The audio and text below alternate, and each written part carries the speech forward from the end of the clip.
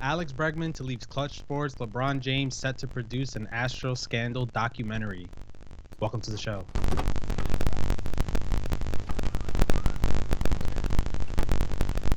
You ready for this, guys? You ready for this? What's up, Luis? Ooh, Manny, how are you, my we friend? got it. I'm good, man. Yeah? It's Tuesday, week 9 of the quarantine, and I couldn't give a shit. Yeah, we're in it, guys. This ain't going away anytime soon. I feel like I had deja vu of this exact moment right here. It's because you probably did have this exact moment every single day. Is just like the last one. It's like Groundhog Day. We're reliving the same Monday, Tuesday, everything's Literally. the same. And like the good news you get is a vaccine is proving to be effective, but they've only tested it on 8 people, and they still need to test its efficacy. So it can still take like a year. So it's like, why are you giving me this good news? Like, if Kinda you're gonna give me good news, I want to see the effects of it tomorrow. I don't want to. Kind of like sports news. Yeah, it is kind of like sports news. Like, we got the MLB proposal. It feels like it's been a month, but it was probably just last week. But we haven't heard anything from the players really, We aside still don't from know. yeah. We still don't know when the season's gonna start, anything like that. We're gonna get into the Alex Bregman news that broke today, and if you want to hear our recap of The Last Dance, the 2 final episodes of Last Dance, we'll be doing that shortly after. So please stick around. Don't forget to subscribe to this YouTube channel. Just subscribe. Just click that button. Create an account. Never look at it again. It's not Hit that that hard, little guys. bell. And you know what? You do watch it, because at some point things are gonna open back up, and you're gonna be sitting around or standing around or driving around at your job, and they're gonna be like, "Oh shit! Did you hear what happened with Alex Bregman?"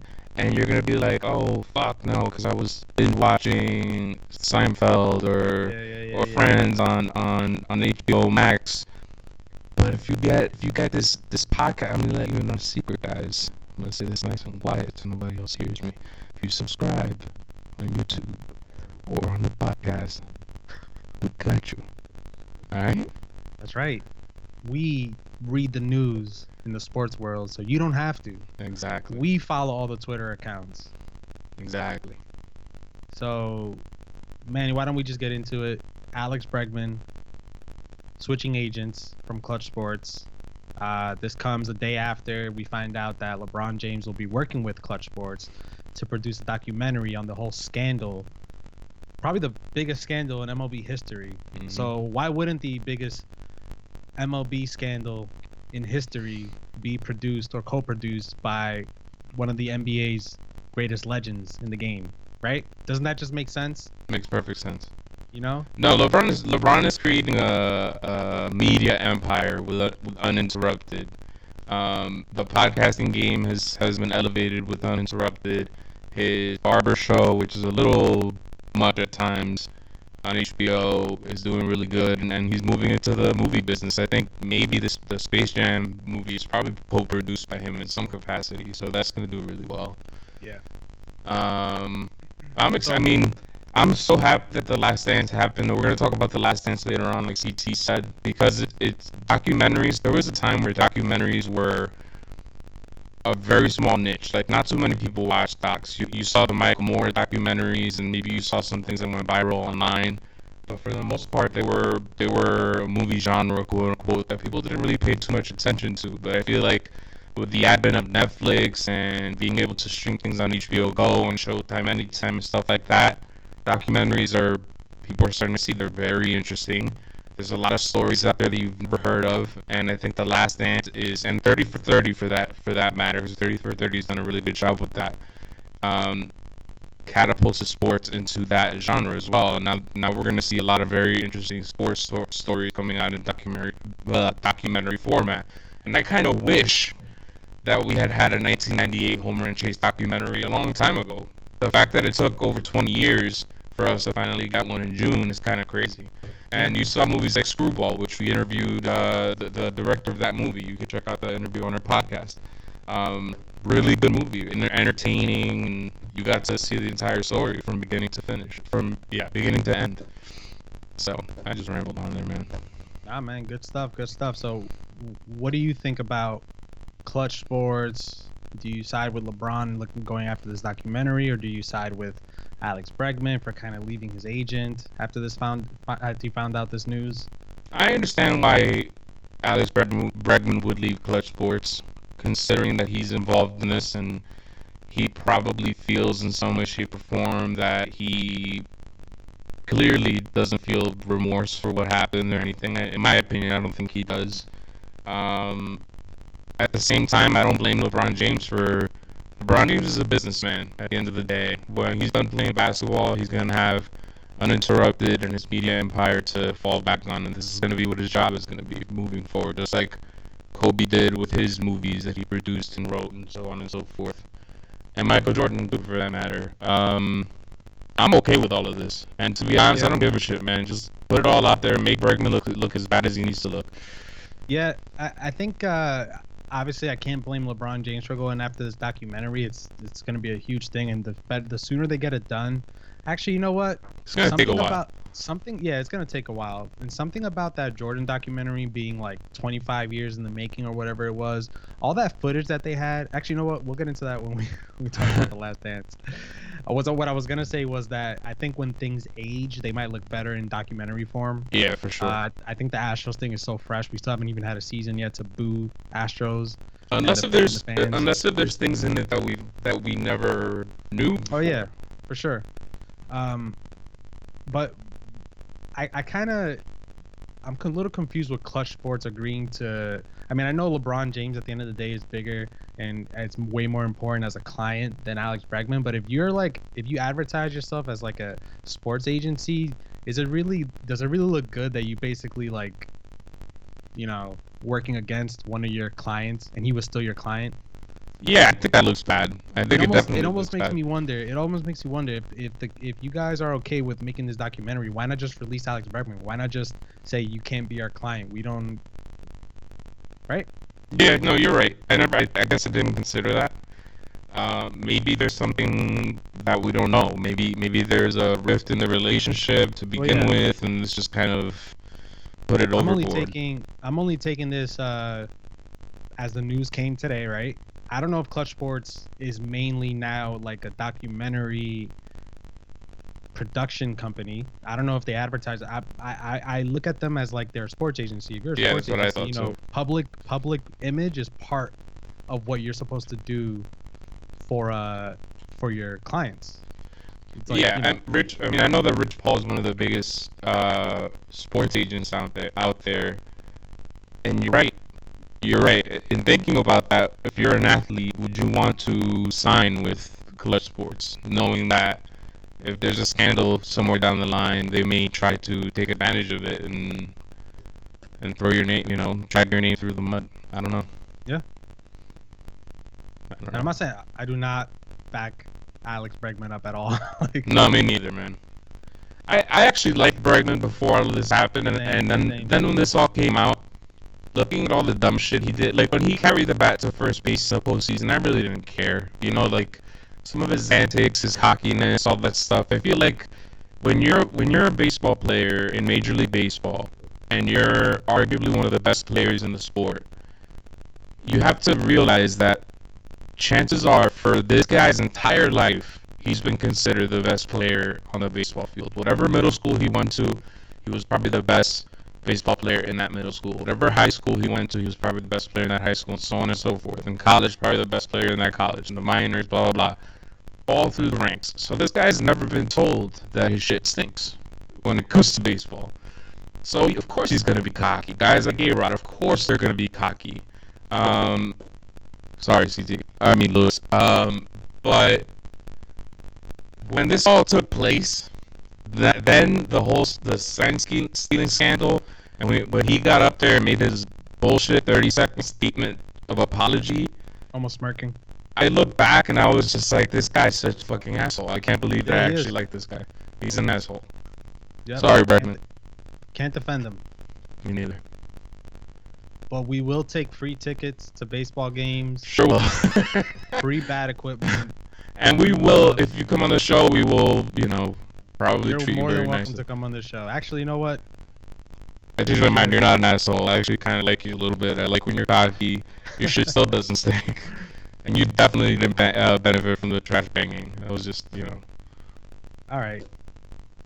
Trash banging kind of sounds like something you find on Pornhub. You ever think like of a that? fetish, right? Yeah, like a fetish. Yeah. Like, oh yeah, trash banging. Yeah! Bang that trash! My substitute teacher banged that trash can. Oh man, let's get into some more baseball headlines. All right. Okay. Uh, So, K-Rod, a.k.a. Francisco Rodriguez, is hoping to make a comeback. He hasn't pitched since 2017, last seen with the Detroit Tigers, to a 7.82 ERA. Would you take K-Rod on your team? Yeah, if I were the Red Sox, I would take a chance with K-Rod. Yes. I think that with the expansion of the rosters, with if the season does happen, then I think a team would take someone like K-Rod. Yeah. I think you take someone like K-Rod over someone in rookie ball or an A ball. Like if your minor league system is depleted, I think you definitely take a chance on that. I think we're going to see a lot of players being given a chance that we wouldn't have seen otherwise, because given that minor league baseball probably isn't going to happen, you're going to see teams have this taxi squad that travels with the team in case of injuries and stuff like that. You're going to see a lot of these veteran players that we haven't seen in a while join major league teams again, and I think I'd see him on a team with a bleak minor league system, like like the Boston Red Sox, for example. Yeah. Okay. Anyways, I'm wondering if did he want to come back, or are people reaching out to him like, hey, there might be an opportunity for you in our team because of the way that things are right now? That kind of makes me wonder, because he's not the only player looking to make a return, is he, Manny? Facts. You have the one, the only, Big Sexy, aka Bartolo Colon, who signed with a Mexican League team for this year, saying that he would like to come back for one more MLB season. I think he's 46 years old. And the last you saw him, he was with the Rangers in 2018, and he pitched to a 5.78 ERA. I'll take it. Again, I would take Bartolo. I'd put him in the bullpen for one inning, let him empty it out. Yeah, both Bartolo and K-Rod could definitely eat up some innings. The balls are probably coming back more juiced than ever. MLB's going to try to squeeze in as many home runs as they can in the 82 games or 81 games that the season will turn out to be. So, juice them baseballs. Word. Get us some arms to waste out there. Gas those arms. Let's not waste our good arms like Chris Sale, who just got a new elbow. Shout out to Chris Sale. Happy birthday. I don't know if it's his birthday, but I saw something about he's happy that he got a new elbow for his birthday or some shit. I don't know. It's probably his birthday, but yes. Bartolo had a max velocity in 2017 of 90.3. In 2018 it was 89.9. So I could let him empty it out. I don't know. We didn't see him for an entire season. It wouldn't be out of the realm of possibility if he could touch 90, 91, 92 maybe. I'm curious about guys like Bartolo Colon, because if I go a whole offseason without throwing a baseball, just for me to even try to get to a decent velocity, my arm is just heavy on me. Like it hurts. So for a guy like that to try to ramp it up to the high 80s, low 90s, like he's been working out. I mean, if you guys check out our Instagram page at WT The Show, there's a Bartolo video that he released of him during his first bullpen session of the coronavirus. But prior to that, he'd been working out a lot to get in shape for the Mexican League. Yeah, but and you had Benny Ramirez. What the fuck is going on with these players all trying to make a comeback? Yeah, man, but just going back to Bartolo, like trying to ramp it up to 90. I feel like whipping your elbow and your shoulder as hard as you can, like just to fling an object forward, that's just something you can't even like train for. It's like the joints that are there must be all like wasted. Yeah. For all these years, so I just really wonder if he's on something. I know he missed a season. I'm looking at his stat sheet now, but I don't know what the injury was. But he missed a year. I can't remember when it was, and I can't even remember why he missed that year. Like from 2006 to 2009. Wasn't he suspended for PEDs? Did he serve a suspension for PEDs? He might have. Was he involved in the biogenesis? Yes. Okay, maybe So that's what it was. right-handed pitcher Bartolo Colon gets 15-game ban when he was on Oakland. Okay. Yeah. Huh. I remember hearing about that news and just thinking like, damn man, Bartolo Colon? I know. Him? And he was a beast with Oakland. In 2013, he pitched to a 2.65 ERA, 18-6 record. Yeah, he was a beast with the Angels. He won a Cy Young with the Angels, I believe. All right, man. Moving on. Bartolo, Manny Ramirez, K-Rod. Yes, come back to the league. I will put you on my fantasy team, Manny Ramirez. Damn, I can't wait when baseball comes back. I don't know what I'll do with the fantasy league. My God, it's like heaven. Can't wait. Starling Marte's wife passes away after breaking her ankle. She goes into the hospital awaiting surgery for her broken ankle. Ends up passing away from a heart attack. Crazy. Totally tragic. I don't even know what to say. I can't even begin to think how those two are connected or whatever. Maybe she had pre-existing conditions. Not sure. I just have to say I was scrolling through Instagram, and there was a video posted of Starling Marte. I think he's in DR now. I can't be sure, but I'm pretty sure it was DR, because it was a Spanish-speaking reporter shoving a mic in his face, and this time trying to get reactions. And I'm just like, let the man fucking mourn a little bit. You could talk to him in a few days, like, and the shit is going through social media already. Crazy. Like, this isn't. I don't even know how I would react to something like that. And it seems like we're getting a lot of bad news lately. Jerry Stiller last week passed away. I was just watching King of Queens, and I was like, you know what? Underrated. I'm shocked that he's underrated. I'm shocked that he passed away, but at the same time, the guy was old when he was on Seinfeld. Yeah. Like, he was. But yeah, rest in peace, Jerry Stiller, man. Lynn Shelton, filmmaker. If you guys listen to the WTF podcast, Mark Maron, it was his girlfriend. She fainted in the middle of the night, went to the hospital, and like hours later, she just dies. And like weeks ago, like 2-3 weeks ago, she was perfectly healthy. Like, Jesus. Something about 2020 is just, I don't know, man. I want it to be over already. This year sucks. Let's just move on, man. All right, man. The show must go on. The show must go on. Right. You want to take this one, or you want? No, it's all you, man. Okay, you want me to shut up? I got you. Bryce Harper signs gaming deal with Loaded. Baseball will always be my #1 priority, but gaming gives me a fun, competitive outlet to uniquely connect with friends, peers, and with fans. This partnership will help further fuel my passion for gaming, allowing for opportunities to grow my community and streaming presence. Manny, give me your take on Bryce Harper. I don't know. Something. I don't know how much of a gamer he is, how good he is. I don't want to take anything away from Bryce. I like Bryce Harper. One of the few baseball fans that actually does like him. Well, a lot of people like him, so I feel like a lot of people shit on Bryce Harper unnecessarily. I feel like he has the A-Rod treatment a lot. Not as bad as A-Rod did.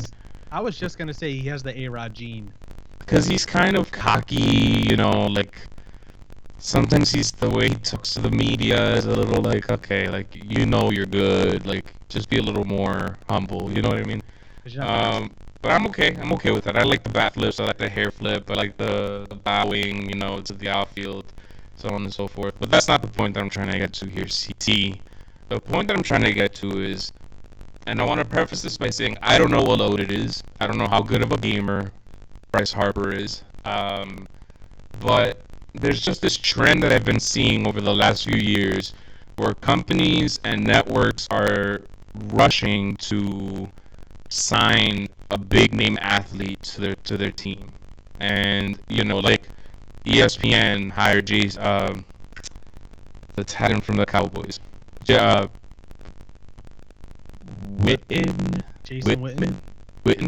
Witten. Okay. And he sucked. So he ended his retirement after a year, went back to playing sports.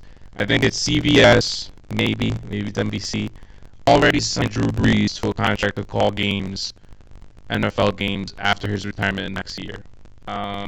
People are dying to get Peyton Manning on the broadcast. And Peyton Manning, if he gets the broadcasting job, I'm pretty sure he's going to be really good at it. You've seen Tony Romo be really good at his job. You're seeing Bryce Harper get signed to a gaming deal. So the point that I'm trying to get to here, my long-winded point, is that there's a lot of people out there working their asses off for these kinds of jobs. Take, for example, we're based out of the New York, New Jersey area, though I live in Pennsylvania now. And we used to listen to, or at least I used to listen to a lot the Michael K show. Now I listen to it on the podcast because I don't get the feed here. And they have Don LaGreca on there. And Don LaGreca, if you hear him call games, is one of the best broadcasters in sports, in my opinion. Great voice, great enthusiasm. He gets you pumped. But he doesn't have a regular, everyday broadcasting job. And I feel like it's because you have athletes and shit who don't have experience broadcasting games and shit who take all the jobs away. And the only reason why they're getting these jobs is because of their names. It's because they're big names, big name recognition, and that's it. There's no other reason why. And I get it, because if let's say Alex Bregman, who we just chatted on before, came to us tonight and said, "Yo, Manny, CT, Lewis, sorry man, got your name fucked up. Ha ha ha. I will gladly join your squad for the remainder of the year. I'll be the third guy in your show." I'd be like, "Fuck yeah, okay, Alex, you're part of the team now, whatever, right?" And he hasn't shown me that he's a good broadcaster. Am I putting you to sleep yet? No. So I understand the reason why, but it's kind of discouraging to someone like me, for example, who I'm trying to find my lane in this niche. I write for Call to the Pen. I'm not gonna lie. I'm trying to make it out there. Like, this is what this is about. Like, we're honest with you guys. And I feel like it's harder. It gets harder and harder when you see that you can bust your ass like this, but your chances are dwindling because the jobs are going away. A, and B, the jobs that are there are being given to people whose names are going to trump yours, no matter who you are, because they're such big superstars. You get what I'm trying to say here? Yeah, I totally get what you're trying to say. You're saying that it's not fair that Bryce Harper gets a deal with a gaming company when there's probably a 12-year-old out there who would watch him in a game. Like, he'll just destroy him in a game, skill-wise, or not even comparable. Or even you, CT. I'm going to throw you as an example. You have your gaming channel on Twitch and your YouTube channel, and I know that you just got started with it, but you put a lot of hard work into it, and you're trying to produce good content. You're making it funny. You're doing excellent work and all that stuff. Bryce Harper probably just logs on, turns on his Twitch, and just because of the fact that he's Bryce Harper, he's going to get 30,000 people logging on with him to watch him play. Yeah, but that's how it should be. Like, it should be that because he's Bryce Harper, he will get more people to watch him. He should get the deal. The gaming company, gamers that are experts at the game, if nobody's gonna watch them because they're experts at the game, nobody watches Dancing with Other Dancers. They watch Dancing with the Stars, unfortunately. And you know what? It's well deserved, because these stars, they're stars for a reason. Bryce Harper has his fame because he put in the time.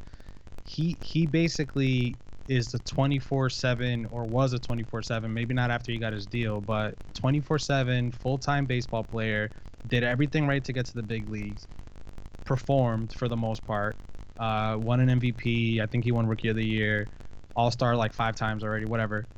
So he's put in the work to be Bryce Harper. He should be the one to get a deal, because those companies aren't interested in not, doing things the right way.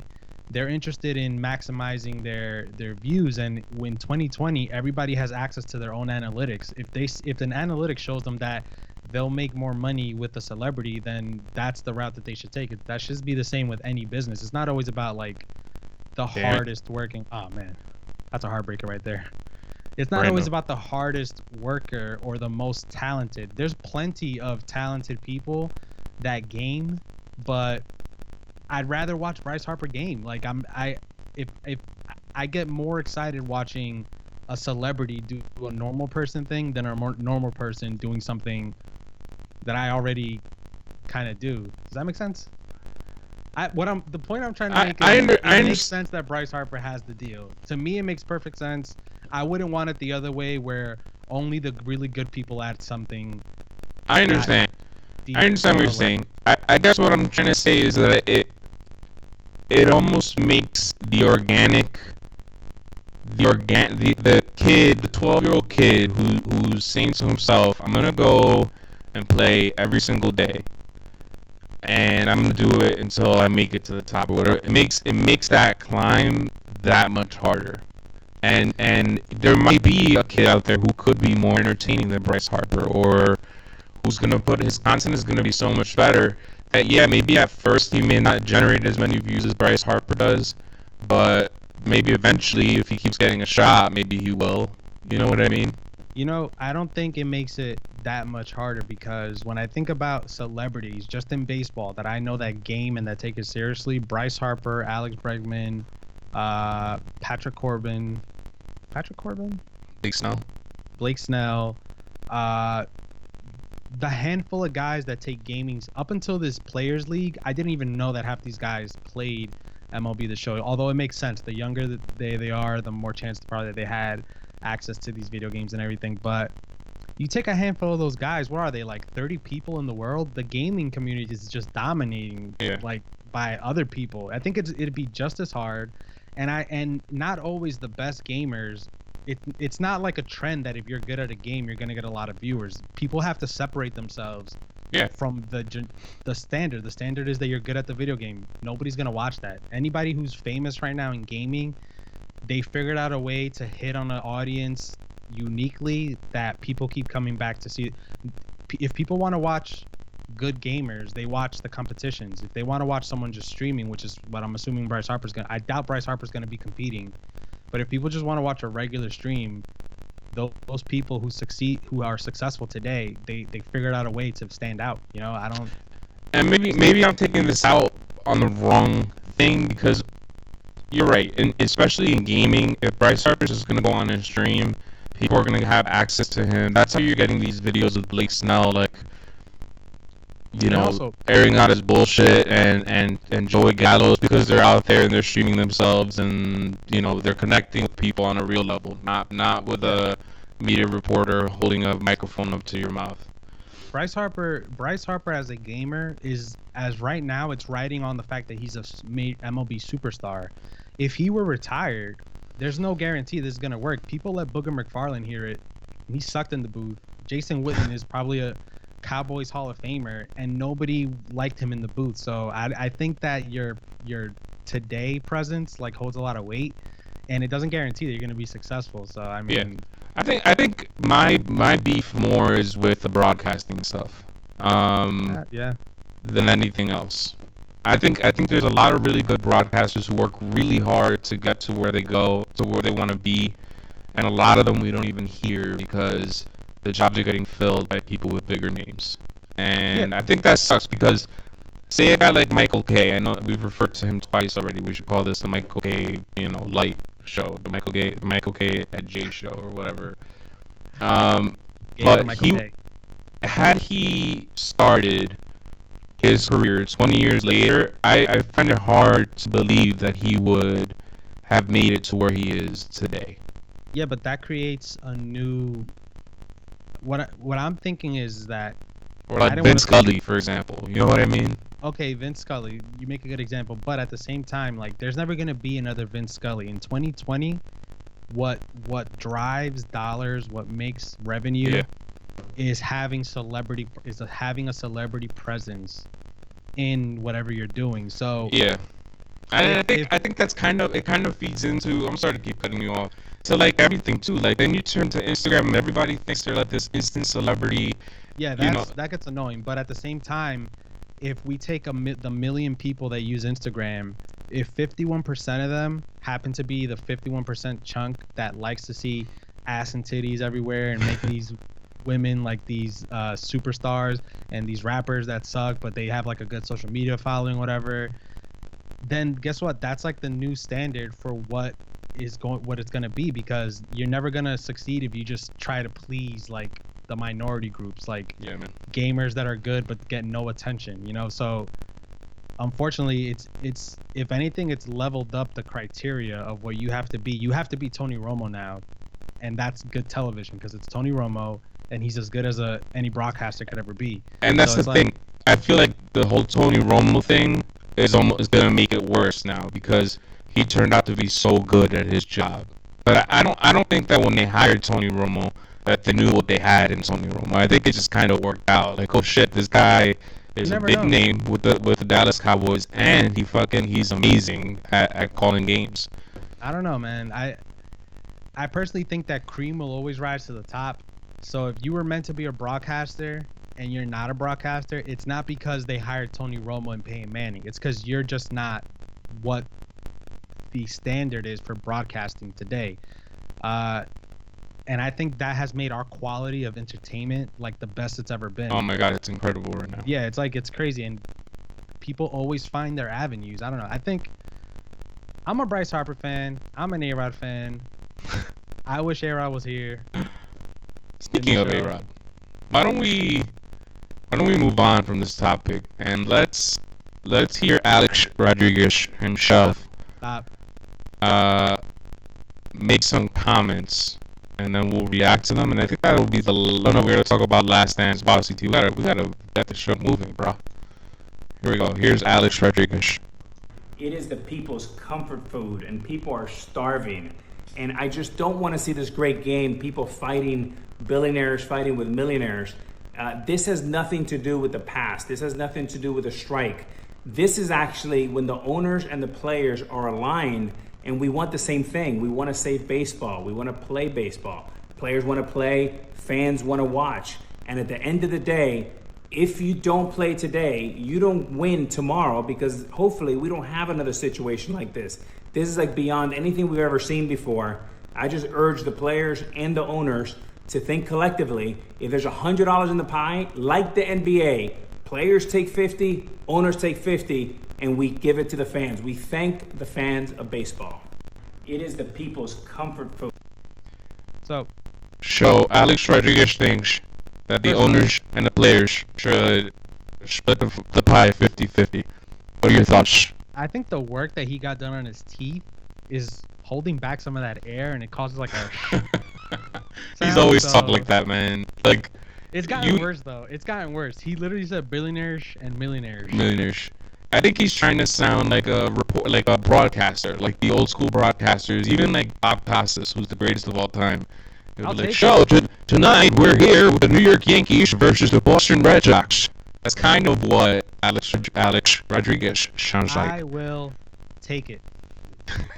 I like A-Rod, but I just feel like when the camera's on, sometimes he turns into a completely different person. Because you go back and you watch again, go to our Instagram page, the WT the show, and I have a video of Alex Rodriguez in a Dominican show with Sammy Sosa, and you wouldn't recognize him. Like, completely different person. Like a wise rapper once said, people look at you like you worked that hard to stay the same. Okay. He's not a businessman. He's a businessman. Get it? Listen, man. A-Rod, pretty much saying what similarly to what Mark Teixeira was saying. So now that A-Rod said it, guys, I kind of see his way. I side with the owners. Screw the players. They're greedy. I'm kidding. I think that had been 50-50 all along. I get it. But I think the players is beef, and I might be wrong here. So if you're a player and you're listening, call us at 1-800. Just kidding. The players' beef is that the proposal's for 82 games. So the players are losing out on half of their salary already. Yeah. So now you're putting 100% of the money in a pot, and you're doing 50-50. The players are getting a percentage of the 50% cut that they're gonna get. So they're gonna lose twofold. Whereas I guess the owners are losing twofold too in a way, but then be more transparent. Show us how much money it is that you're not us, the players. Show the players how much money it is that you're actually losing or you're actually making, and work about it that way. But if you're keeping your books closed, why would the players trust you? You know what I mean? Yeah, you know what? Until we start getting more information like that, like them showing us what they're actually losing, I'm gonna side with the players for now, but at the end of the day, I started thinking like, yeah, they agreed to 82 game, which is 50% of their salary, right? But does that take into account that no fans are coming into the stadium? Because if that doesn't take that into account, where is this money coming from? You know, some team out there has to pay Mike Trout like $40 million this year. TV. Yeah. So TV and ratings are going to be through the roof. And I know that ad sales, when they sell ads, it gets sold. A lot of it gets sold prior to the season for a certain price, and those prices can't change. Like imagine your dad orders a case of Coca-Cola for $100, let's say, or whatever, before the pandemic, and Coca-Cola suddenly says, "Oh no, it's going to be $200 now." They can't do that. It's sold. That's it. There's a contract written up, so they can't raise the prices now. Now, if there's unsold ads, they can for sure crank up the prices, and people are going to pay them because so many people are going to be watching TV during this time, unless we open up at some point, which doesn't seem like it's going to happen. But there's a guy on Twitter for CBS Sports named Dan Vietti, and he broke it down the other day. Let's see. He wrote that owners, when you take this into account, this is Dan Vietti. This was on May 17 at Danny Vietti, Vietti. I should probably just put it up. I probably do that. Here it is. He broke it down, and essentially the owners are, from in-game revenue, they're going to be losing 7.4%. So if they're taking a 7.4% pay cut, and the players are taking 50 plus, that just doesn't add up. So where else is this money that they're losing coming from? So this is a gate money. They're losing 7.4% in gate revenue. Where else are they losing money? Food sales, like what? I get that. You know, teams will be making a lot more money through TV because TV ratings will be up. But it's funny how Blake Snell was the one that is complaining about this, and he plays for a team that probably gets no TV revenue. Like nobody watches Tampa Bay Ray games. Yeah. So, I'm gonna pop this back up. Then he broke down what the players would be getting with 50%, and they would be taking a double pay cut, 14.3% pay cut, if they agree to the 50-50 split. So this is where this is part of the discrepancy. I'm sure that there's more to it. yeah. And I think they're gonna figure this out. I agree with A-Rod. Come to an agreement. But I don't think, and I think A-Rod will be the first to tell you this if he was being honest with you. You don't take the first deal that's put on the table. The first deal that's put on the table is never the best deal for the person on the other side of the table. The reason why it's a 50-50 split is because that's the owner's highest price right now. They're going to come down from that. And why would the players just say, all right, sure, we'll take it. Oh, let's go, let's play. Doesn't make any sense. You go buy a car, you don't just take the price that they give you on the... Yeah, but I started thinking about like this deal getting made, and at the end of the day, it's a lot harder. It's a lot easier for the owners to agree on something than a whole league is, because there's thousands of players. So it's kind of like there's a good chunk of players out there that are okay with the 50-50 new deal, because otherwise this wouldn't even be a question. If the players stuck together, which I don't blame them either, because they probably have a reason to agree to the deal. So it's harder for a larger group of people to come to stick to like a stand, to stick to something. Yeah. Speaking of A-Rod, I'm thinking maybe he just said that to kind of move things along, because he's like, you know what, I want to be an owner someday. This is gonna look good on my resume. What a businessman. What a businessman. My God. Gotta love that guy. Players also have to consider their future. If they cave in on this deal and just take whatever the owners are going to give them, what's the next CBA going to look like? What are the owners going to come to the table with next time, expecting the players to just roll over? And players also have to consider guys like Mookie Betts, guys like JT Realmuto, who are going to be free agents next year. Didi Gregorius, I guess not so much, because I don't know how good he's going to be moving forward. But are those guys going to command the same amount of money that they would have in years past? Like, I just don't think that that's going to happen anymore. I think it's going to be hard to see Mookie Betts get that $400 million deal at this point.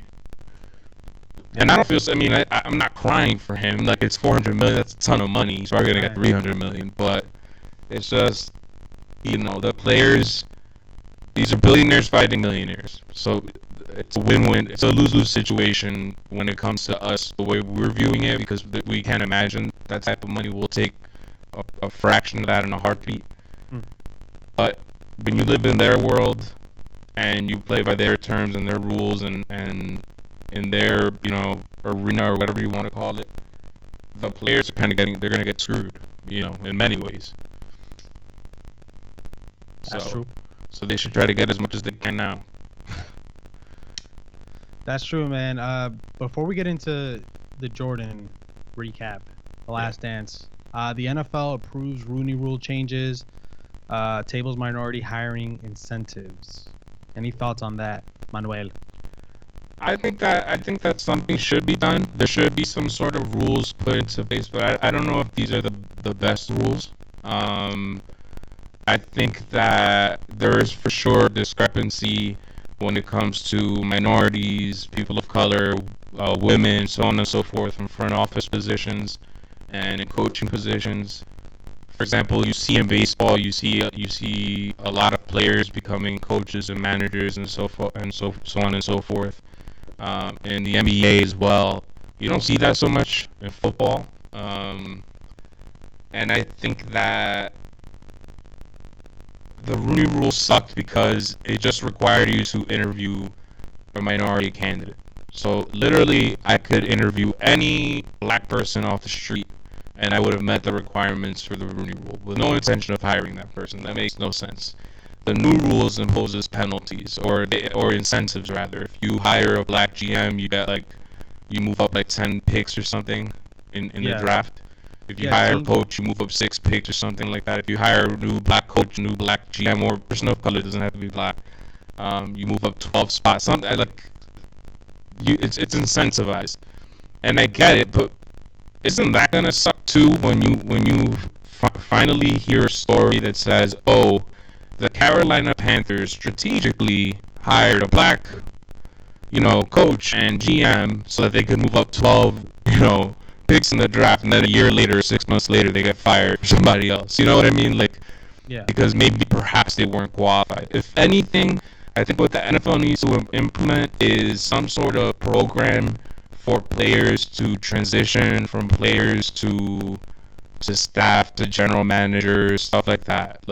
Maybe that's what they need to do. Incentivize the players to stay in the league and take on these positions. That's what I would do. Let me just quickly read out some of the changes that are happening. Teams will now be required to interview at least 2 candidates from outside the organization for any vacant head coaching job, and at least 1 minority candidate from outside the organization for any vacant offensive, defensive, or special teams coordinator job. The NFL changed its anti-tampering policy to relax the rules that have allowed teams to deny assistant coaches and executives the opportunity, blah, blah, blah. I like that rule. The Rooney Rule is expanded to apply to a number of executive positions, so on and so forth. Honestly, man, I think that rule has always sucked. I think the new incentives are also they kind of annoy me a little bit, because you're right. I don't want the first time that we start seeing a lot of black execs and head coaches and coordinators be the reason solely because they're going to get a better draft position or get an extra draft pick. I think that's a poor way to go about it. And I also don't think that racial issues should be pushed by law and rule. I don't think that there being a lack of black coaches or colored coaches in the NFL should be fixed by rules. I think that when you're looking at the NFL, it's the most popular sport. If the best person for the job, if the most important thing is to get wins, which it is, you'd rather be the Patriots with all their cheating scandals and shit than be like the Cleveland Browns at the end of the day. It's all about winning, right? Mm-hmm. And I think that at the end of the day, maybe there's a couple teams out there that have sabotaged the opportunities for people of color to be in a high position, because some of these teams are like in Jacksonville, Florida, stuff like that. Mm-hmm. But at the end of the day, I think that NFL teams are not going to let a coach being a black head coach stopped them from getting to a Super Bowl. So what I'm trying to say is, if the best coaches in the world just so happen to be these three black guys, the three best coaches in the world, they would be head coaching in the NFL. My opinion. I can't prove it because they're not there. I think that I agree with you. The best person for the job should get the job at the end of the day. But at the same time, I can't prove or not prove that there might have been an African American or Hispanic or an Asian or a female or something coach out there that could perform at the same level as, say, like Pete Carroll or even Bill Belichick or whatever. Because when I look at the sidelines, or when you look at the front office in the NFL, more than any other sport than perhaps maybe hockey, it's the most undiverse. And sometimes I feel like that's not necessarily an accident. I don't think that, when I say that, I don't think that people are conspiring and saying, all right, like Roger Goodell saying, all right, guys, remember the rules. We don't hire black people in our league, only players. No, all of a sudden, Roger Goodell's from Texas or whatever. But I think it's almost like a built-in, inherent type thing. Like, you know, that's why I think that it needs to be built up. It needs to be built up and not forced upon. It needs to be something that you incentivize, not by giving you draft picks or by fining you or whatever. It should be, if there are any players that are interested in joining our coaching program, you get a bonus or something to join our program. And the first step would be that you're going to be, some sort of assistant coach, work your way up the system, like get them involved in that process. And I think that that'll happen organically. And same thing in the lower levels, you know what I mean? Like, at what point are fucking guys like Nick Saban and these other people who I've been seeing since I was a little goddamn kid gonna goddamn retire already? Jesus, like, maybe, fuck, like, let's see some new faces. They're the best at their job, man. I know, but like a player, like Michael Jordan. Michael Jordan played until his mid-30s, right? And then he came back with the Wizards and he just wasn't that good, and he retired again. But there comes a point where you can't play anymore. And I understand that you had guys like Paterno was like 90 or something, couldn't even come down to the bench. I just stay up in the fucking booth because he couldn't walk down the stairs or some shit. But like at some point, like, come on, man, let's give the new fucking people a chance here. My God. Yeah, but that's where I'm coming back to the stuff we said about Bryce Harper and this. At the end of the day, NCAA football and NFL football, Major League Baseball, NBA, they're not going to the guy who owns the team. Again, we only know about the Clippers owner, who was actually a racist, but he didn't let that stop him from having black players on his team. Just saying. I doubt that these guys... He just didn't want Vince Viano to take pictures with black people, that's all. When winning is a direct correlation to success in terms of popularity, TV ratings, ad revenue, all that stuff, when winning is a direct correlation to that, I'm telling you, there's not a business owner, a true business owner in this planet who's going to say, nah, screw this guy, he's black, bring in my boy Steven from grad school, because that's my boy, we're both white, blah blah blah. I don't think that's how it works. I don't think that's what's happening either. I'm not saying that is how it's happened. That's extreme, obviously, but the NFL every 3 years goes through such a drastic change. They change up the rules. They change up players that were good 3 years ago are no longer anything today. They don't even have a job. With a league that is just it keeps getting closer to as perfect as it can be as entertainment. I doubt that it comes down to race at that point, just because there's so much money on the table. No, I know, but it goes to the same thing as affirmative action, where a lot of people are against affirmative action. And there was a time in my life that I was filling out college applications and I was not putting in that I was Hispanic because I wanted to get in on my own merit, not because I was Hispanic. You know what I'm saying? But in getting older and stuff, I'm coming to realize that it's not, the point isn't to just give somebody something because they're of a certain race or color. It's to even the playing field a little bit, because when you're the person of privilege or power, sometimes you may unknowingly give the advantage to people like you.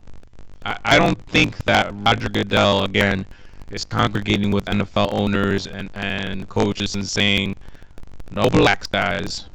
We ain't hiring any blacks. I just think it's the system that they're operating right now. And I think that the way you change the system is from within, and it happens slowly. I don't think you're going to do it overnight. I think it's going to take 10, 15, 20 years. Like you said, an NFL player's career might only be 5 or 6 years. Take that player and offer them, after their injury, instead of bowing out of the game, give them a lower level position within the team. Something's wrong with your mic. I'm sorry. I was gonna let you finish that sentence, but it just kept getting louder. Seriously? Yeah, you're good now. You're good. Give them a lower level position within your team. I'm not saying intern. I'm not saying carrying somebody's coffee, but maybe you're an assistant coach 3 spaces over. You sit with the quarterback and look at the plays or something, and get them involved in the game in different ways. As opposed to like, here's my player, he's hurt, he retired, he's gone. Keep them in the game somehow. Get them involved. Maybe they'll find, oh shit, I like this. I like coaching. I like being in this environment. I feel like in football, you don't see that as much. You see it in baseball, I feel like, a lot. You don't see it in football. Like the New York Yankees invite, and again, I don't know enough about football to say stuff like this, but this is what I think.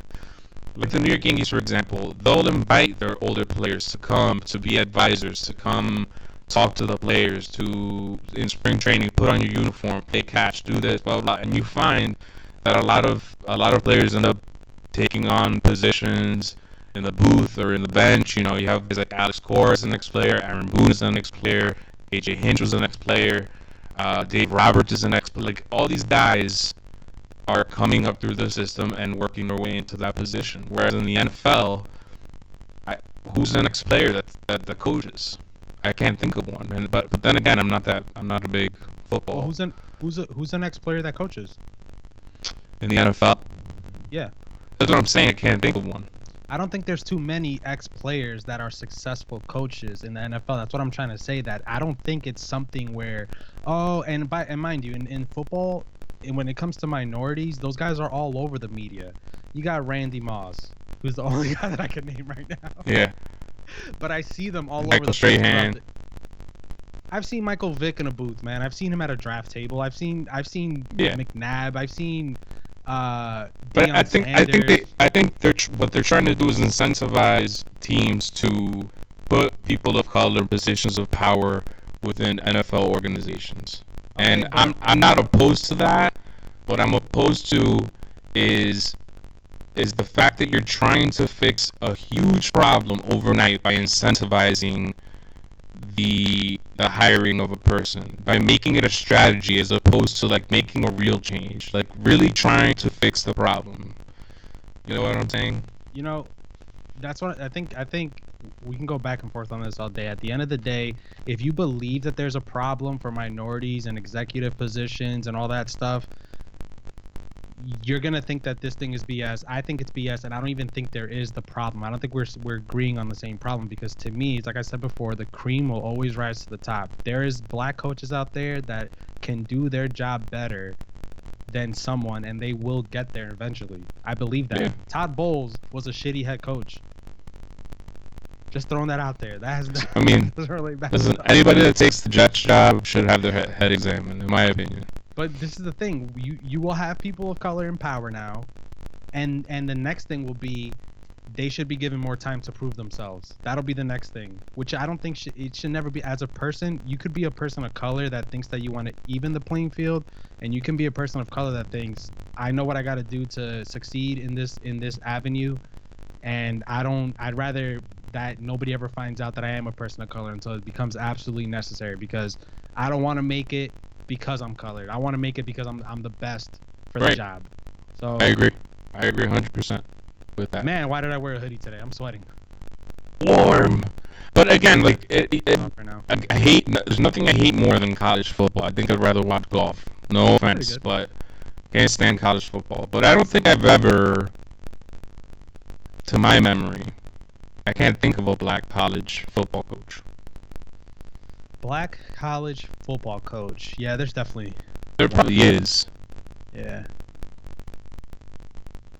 Just fuck the incentives.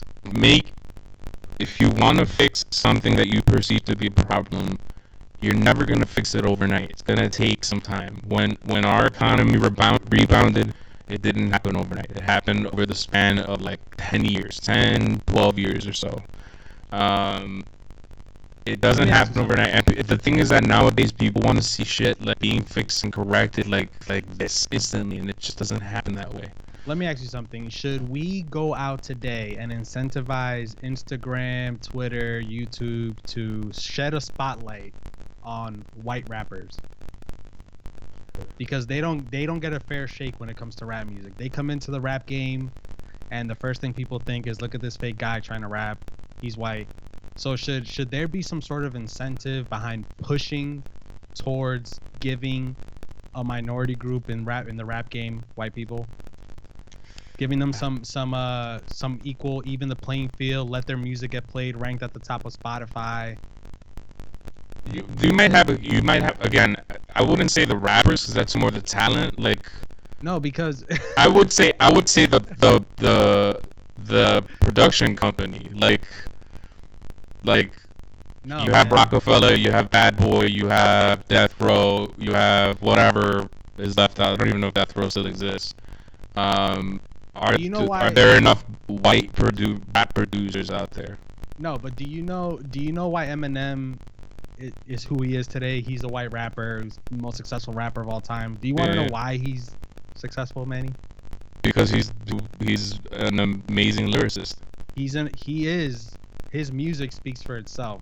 So when it comes to music, something that doesn't involve your eyes, he broke the barrier of a white stereotypical rapper, and he's found success. I don't know too many other white rappers that fit in that category, nor do I really care, because if they were good, they would have made it to us. But it took cream will rise. Yeah, you're right, but it took Eminem, who some may consider to be the greatest rapper of all time, considering his lyrics, his ability to rhyme, all that shit, however he delivers his music. I don't think he's the greatest rapper of all time, but arguably you could put him in the conversation to make it to the top. Whereas I don't like Machine Gun Kelly's. I think he sucks personally. You're right, Machine Gun Kelly's one of them. Yep, I forgot about him. But I don't think he's ever gonna rise to Eminem's level. Because his music sucks compared. I mean, that's just my opinion, guys. But then you have black rappers whose music isn't that great and they get to the top. Like, I don't believe that, because it's his. Okay, maybe it doesn't. Maybe it sucks for like us. some of these guys now. Fuck it, I don't even know what the fuck you're rapping about, guys. Like, no, but what I've learned through my life is that if someone's at the top for a long time, there's a reason he's there. If that means that 1 million and billion people believe his music is the best on earth, then you know what? He deserves to be there. He didn't get there because he's black. What do they do? What are they so great at that they're so successful at life? They agreed to put their entire life on TV. And why is their life so entertaining? They made a drama show out of it. People like drama. People like misery and drama. Personally, no offense, him, Kanye, Kardashians. I think it was the sex tape. Yeah, it probably was the sex tape, but you know what? She put out a sex tape with a celebrity. If you want to get to that level, that is the standard. You got to come out with a sex tape, and it better be better than Kim Kardashian's. And your family should have some type of famous clout behind them. And you also, mind you also have to agree to be followed by cameras for the rest of your life. I couldn't agree to that. No, you know what? I've been thinking. You know what? Let's just transition real quick to The Last Dance, since we're an hour in already and we haven't been touched on it yet. But one of the things that really stood out to me about The Last Dance, and this was in the last two episodes, typically, primarily this was featured more in episodes 7 and 8, was how exhausting it was to be Michael Jordan because of the media and stuff like that. I've always known that to an extent, that it's not easy being a celebrity. A lot of people look at a celebrity's life and say, oh, they get all this free shit, they're millionaires, they live in mansions, they have the best cars, so on and so forth. But there's a lot of things about your daily life, the regular person, you and me, that a celebrity could never imagine doing.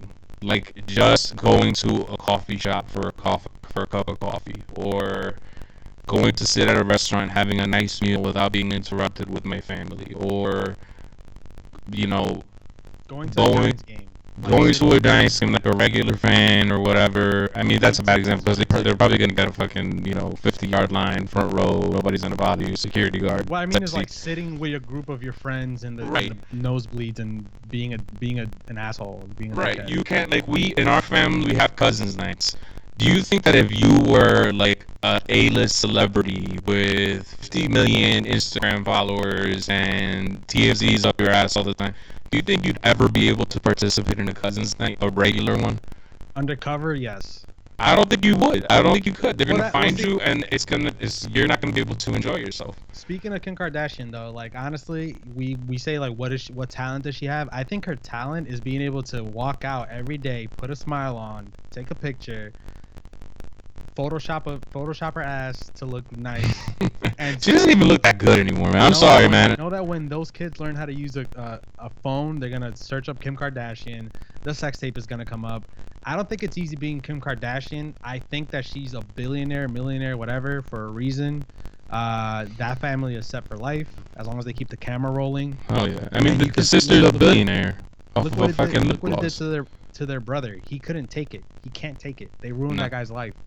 Yeah. We're talking about The Last Dance. But yeah, do you like I want to get to a point, to a level where people.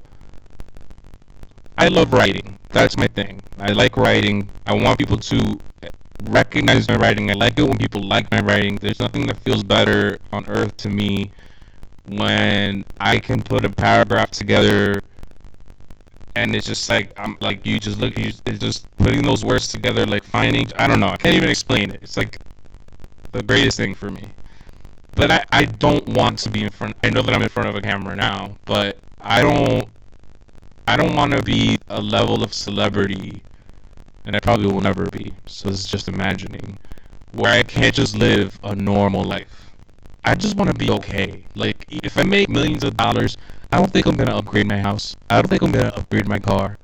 I think I will just keep driving my Toyota Highlander, which is dirty as fuck because these kids don't know how to keep a car clean.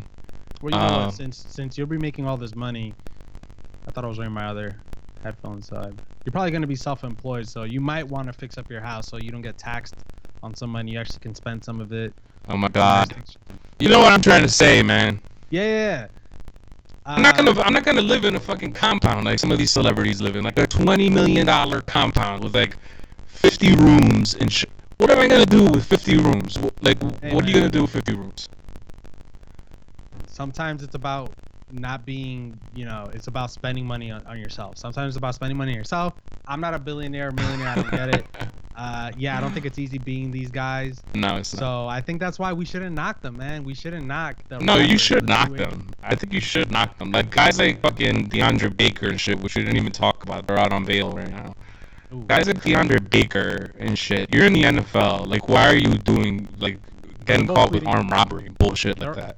They're both pleading not guilty, and witnesses are backing up their stories. So let's just park the car on that one. All right. I'm sorry. Put it in. Sorry, man. I got a little excited. Someone like Alex Rodriguez paying someone to go steal the records out of Porter Fisher's car, or MLB for that matter. Why are you doing all of this? Porter Fisher making a comeback in the Welcome to the Show podcast. Yeah, man. Just go back. I know he's listening too. Thanks for always listening, Porter. Yeah, you're the man, Porter. Thanks, but man. But do you understand what I'm trying to say here? Like, Plaxico Burress walking into a club with a gun, or when you hear guys getting stopped with DUIs who are millionaires. Come on. Yeah, man. but you know what? See, man, we're getting into a completely different topic, but I kind of don't put it past these guys because I grew up thinking that if you were a celebrity and you made a lot of money, that you're some sort of gift from God that never does anything wrong. Until A-Rod came out and admitted that he took steroids, that's when I stopped trusting, the TV and the media and stuff like that. But McGuire Bonds didn't do that for you. Conseco.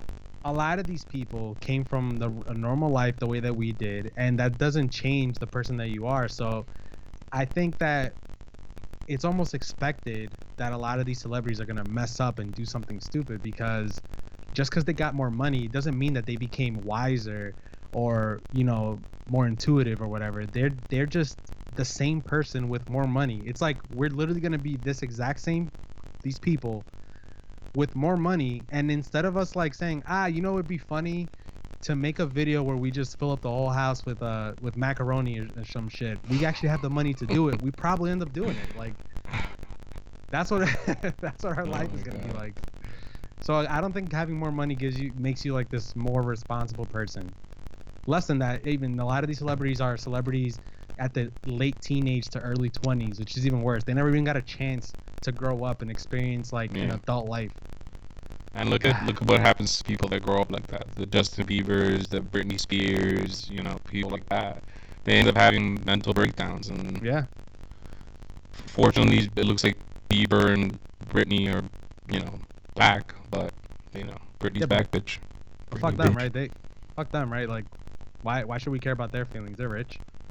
No, I think these are people at the end of the day, you know, and I think a lot of people project on them because we want to be them, you know, like I project on guys like Alex Rodriguez. That sounds very weird, that sentence, but just follow me here, ladies and gentlemen, because he's good at what he does. He's good at playing baseball. He's good at his business, and I'm not yet. But we should, what people should do is focus their energy on trying to be better than him, and if you are, you'll surpass him at some point.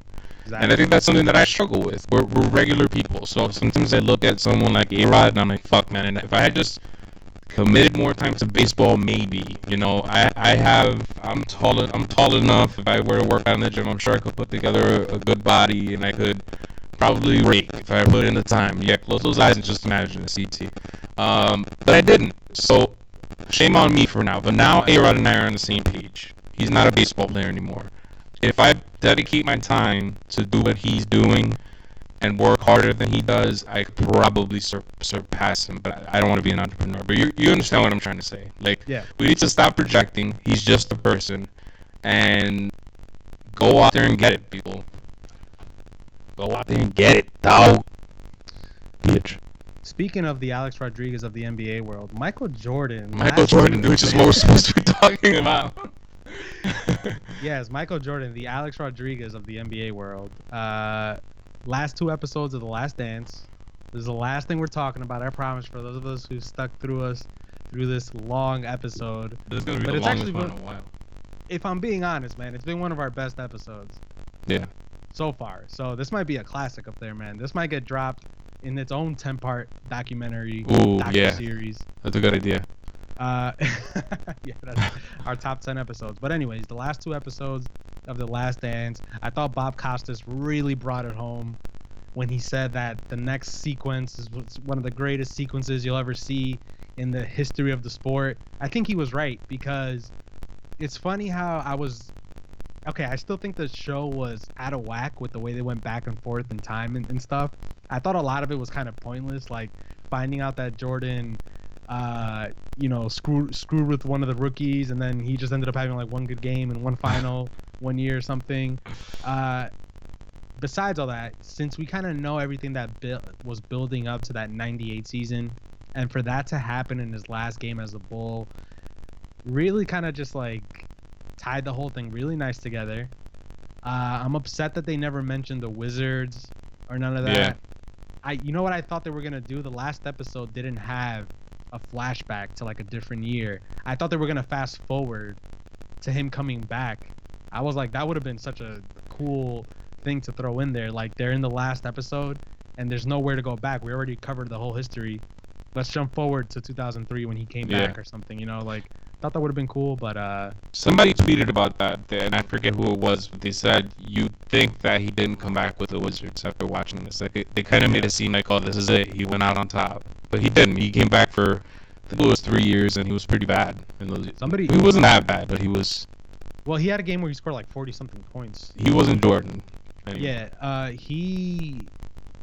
Somebody should definitely do like a podcast series on those Wizards years.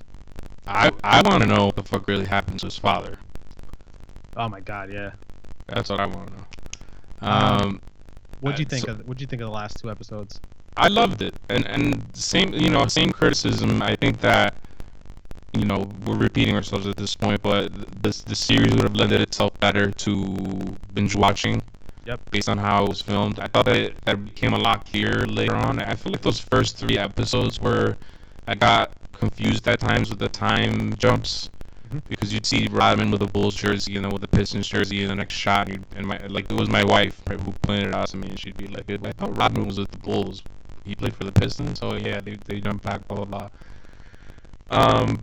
But overall, I really liked the documentary. I looked forward to watching it every single Sunday. I don't know what I'm gonna do with my Sundays moving forward. I know that ESPN moved up to 30 for 30s or E60s or whatever. It's a Sunday around that time. But actually, I think the Roy Holiday one might be this weekend. I'm not sure. Wow. That's gonna be a good one. But you could tell that Jordan had a lot of power with this documentary. He did, but he let everybody get their side of the story in. Like, if he did. They did. But he had the last laugh, which I think he kind of should. I mean, nobody ever really made him eat his words. Speaking of eating, did 5 guys in Utah try to poison Mike Jordan? That's what I'm trying to figure out, man. Something about that story just doesn't. He said 5 guys showed up with the pizza, and his agent didn't feel good about it. There was 5 guys there because they knew it was the Michael Jordan. How did they know? First off, how do you know it was Michael Jordan? How did they know it was Michael Jordan? Can you imagine Alex Rodriguez? I'm telling you guys, we should just name this Alex Rodriguez podcast and just try to get him on the show at some point in life. Maybe that's going to be our next goal. Can you imagine Alex Rodriguez sitting in his hotel room and telling his guy, "I'm hungry, find me something to eat"? Do you think his guy's calling and saying, "Hey, can I have a pizza for Alex Rodriguez in, the expensive hotel on the 16th floor"? There's no way they're gonna give you who it's for. The only thing I'm speculating towards it is that when you're away, you are expensing things as an organization. So the hotel goes under the Bulls name. The food that gets spent on goes under the Bulls name. If they take a taxi, all those are business expenses. So I can only speculate here. When they order the food, they put the name under something, and being that they're staying at a hotel, it's probably the hotel that every NBA, and my light just went off. We were talking for a minute. Being that the NBA, all the NBAs probably stay at that hotel, they probably know that this is a common thing where NBA teams order from. So I'm assuming that I gotta get some light in here. I'm assuming that they made the connection. There's a Bulls player that wants to get this. Chances are it's a celebrity because they got Rodman, Steve Kerr, Pippen, Jordan, Jordan's there. So they probably put 2 and 2 together. But the fact that the guy said he didn't feel good about it, when I heard that, I was like, these guys probably definitely tried to poison Michael Jordan. This whole documentary is so crazy. The type of shit that they went through is almost fake to me. Yes, man. And here I am with a phone light. And I like that they shined a big light on Steve Kerr. On Steve Kerr, I felt like Jordan just handed him episode 9 almost. Yeah. It felt like the Steve Kerr episode. Yeah, man. So there's something that I wanted to say about Jordan, which kind of stood out to me. And I said it to my wife. My wife is not a basketball fan, and she was into this documentary too. I said to her, Michael Jordan is kind of a sociopath, if you think about it. All the great ones always are, man. Like a serial killer, for example, he becomes the greatest murderer of all time, essentially. Like, he finds a way to be the best. Like, I'm gonna find a way to kill this person and hide this body, and I'm so good at this shit that I'm gonna leave some trails back so that there's a fucking massive investigation, and eventually they get caught. But it takes a long time. But they're so good at it that they could just get away with it for a very long time. And Jordan is kind of the same way. Like, he only wanted to win at all costs, and nothing else mattered. Like, he was a fucking dick in regular life, And that was all at the expense of winning, just because he wanted to win. That's the only reason why he was a dick, it seems like. Because otherwise, you saw the way he was with the security guard, like he was like a father figure for him at his bedside when he was battling cancer, calling every night. But other than that, I was just like, this guy, he's a psycho. He's a psychopath. Yeah, and I don't know if this was an old comment made by Channing Frye, but you know who Channing Frye is, right? Yeah, played for the Knicks for a while. He said that Jordan's game wouldn't transition today because nobody would want to play with him. I have to disagree with that because even though there's people that don't want to play with LeBron, maybe because they don't want to deal with all the media stuff, I think that if you come into the league like Scottie Pippen did, Jordan was already established as one of the greatest players in the game. Not of all time, but maybe like in the sport at that moment. He was already establishing himself as like the alpha male. When you come into the league, if you're not better than Jordan, you're not going to be able to hold something against him. It's his word. He's going to run that team the way he sees fit. It happens in every team, every sport. Doesn't matter. So I don't see why Jordan's game wouldn't transition. It'd be like having a new set of people to train in your image. So I'd really don't understand. And maybe that says something. Maybe that says something about guys like LeBron, where Kyrie Irving left. Maybe because he had options too. He didn't sign a deal. I think that Jordan and LeBron share a trait in that regard. I don't think LeBron is the easiest person to work with. I think that he is a hard ass because he's a perfectionist and he wants things a certain way. The difference between them two is that LeBron has no problem distributing the ball, whereas Jordan was a bog for the most part until Phil Jackson convinced him that the triangle offense worked. And then you saw guys like Steve Kerr, hitting big shots. Luke Longley had big shots, big blocks, big, everything. Scottie Pippen, Horace Grant. Like, Jordan started winning championships when he finally figured out how to pass the ball around. That I can't do it myself. I need these guys. And I think that's when he became a psychopath too, because he knew he needed those guys. Yeah, I think that made him push him. But doesn't that say something about Jordan and LeBron? The fact that Jordan made it work to the tune of 6 championships, and he was still a psychopath just as much in '98 as he was in any other year. There's footage of that. So doesn't that say something about Jordan? The fact that he made it work, and that Kobe, for the most part, made it work with Shaq, and LeBron, Kyrie Irving left. I mean, I feel like there was something that could have been done to keep Kyrie Irving on the Cavs. But I also think that a lot of things fell in Jordan's favor as well. Like the fact that Scottie Pippen signed that contract that took him all the way through the '98 season and he was underpaid drastically during that time because he signed that contract. Worked in Jordan's favor too, because it allowed Jerry Krause, who, by the way, we have to, as much as he was the villain of this documentary, he put this team together. This was all him. In terms of the pieces that went around him, I don't think you got someone like Dennis Rodman if Scottie Pippen is making top money, or you might not be able to retain someone like Steve Kerr for that long, or any of these guys. Yeah, no, you definitely don't get those guys if Scottie Pippen is making the money he should have been making. But at the end of the day, but you made a perfect comparison a few weeks ago. I'm sorry, I meant to finish this thought, and I'm gonna interrupt you. But Kyrie Irving and Scottie Pippen, like you said, are the same player. Yeah, and I think if Scottie Pippen were to become a free agent, say in the '95 season or maybe the '97 season, prior to the second championship, and the Bulls didn't offer him the highest contract, he probably would have left, just like Kyrie Irving did.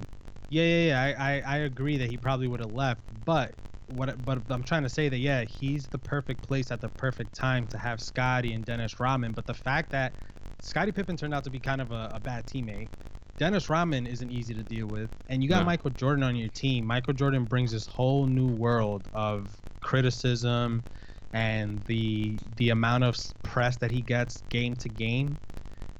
LeBron brings that same type of press. The fact that Jordan was still able to get 6 championships out of it, I think that says something to the favor of Jordan. And you're right, it's not fair to LeBron because Kyrie Irving left. But again, who knows if there was a way to keep Kyrie there? It's LeBron leaving teams, and people join him. But look at anywhere Kyrie's gone. I know that he just started with the Nets, but he's already gotten really bad press with the Nets with his attitude and with the way he treats teammates and all this shit. Maybe Kyrie was the problem, not LeBron. But sometimes I feel like Jordan, he would have crushed. He would have figured out how to work with Kyrie Irving because he needed Kyrie to win championships. We didn't know anything about Scottie Pippen's attitude and selfishness. I must say selfish. It's probably not the word until this. And also, if you were playing back then, we didn't hear about it until it was the '98 season. He said he wasn't going to play at the beginning of that '98 season, is what the documentary tells us. He didn't want to play, and we also didn't find out that he would let his teammates down until Jordan had left the sport. I feel like Jordan and LeBron have the same amount of power over their teammates, where when they say that it has to be this way, you're gonna listen to me. I'm LeBron James or I'm Michael Jordan. And the fact that Kyrie Irving still kind of, and I think that's because he was on that team before LeBron. But we're never gonna know. Yeah, I understand what you're saying. I mean, it's clear that LeBron and Jordan are just completely different players. I do think that LeBron could play in the '90s, whereas a lot of people don't think that he could. And I think that, to be honest, there was a time where I said that maybe Jordan isn't the type of player that translates in today's system. But this documentary changed my mind because you saw how he acknowledged how the league was changing, and he worked to change as well. Like, he would work his ass off and change his body completely. Like, he was jacked in the second half of his career. He developed a jump shot, and I think like if he was in today's sport, he developed a jump shot. He figured out how to be a efficient 3-point shooter. For sure. Michael Jordan over LeBron James, guys. That's my final point for today. I'm with you, man. I'm gonna finally. LeBron would have definitely been dominated back then too. By the way, LeBron is Magic Johnson 2.0. Yeah. That's exactly what he is. A really tall. He should be a power forward, but he can play point, shooting guard. He could be the center. He could guard anybody on the court. And he's also has that attribute that he doesn't feel like he has to take over a game to win. And I think that's what changes. That's what separates LeBron James from Kobe Bryant and Michael Jordan. And you saw that when LeBron James did turn into that in that last finals championship against the Golden State Warriors, although it was Kyrie primarily that took over, but LeBron had that big block at the end of the game and all that stuff. When you saw that he felt like he had to be the one, you saw him elevate his game to a whole new level, to the point where they beat the best team in basketball by shocked the world by winning. By the way, it's gonna be a good documentary for real. But he wasn't like that for a long time, Like they should have won. They should have won 3 straight with Miami with the squad they had. Yeah, they should have never lost to the Mavs. But no. Unfortunately, that's what's gonna come down to. That and Jordan. So sucks for LeBron. I still think he's probably the greatest athlete ever to walk this planet. I think it's Jordan, LeBron, Kobe. No, athlete. I mean, like when you got to build the perfect being. Probably LeBron, for sure, yeah. And he's, how old is he now? Like 37, and he still looks, still looks really good. Like he looks like he can still play for another 5 years. I think he cannot be 37. I think he's my age. He may be 35, 36. He's 35. Okay, we're the same age. Wow. Hey. Shh. Anyways, guys, that was your Welcome to the Show podcast exclusive episode. We're blowing up in the YouTube world. Head over there, subscribe, hit the notification bell so that you can catch us live streaming sometimes. And that's it, man. That's all I gotta say. Manny. This isn't just a podcast, guys. It's a family. It's a family, guys. We've transitioned to a streaming show. We're starting to produce some more content that should be coming out pretty soon. That's outside of the podcast and this back and forth talking. So look out for that stuff. And yeah, don't forget to subscribe. Don't forget to hit that like button. Don't forget to leave us a comment. Anything about the show that you want to discuss with us, we'll reply to you. Follow us on social media at WT The Show. You see my handle down below here. This is at Manigo3. Follow CT on Twitter at Hovamojo. And that's it, everybody. Thanks for watching. Thanks for listening. Peace. Peace out.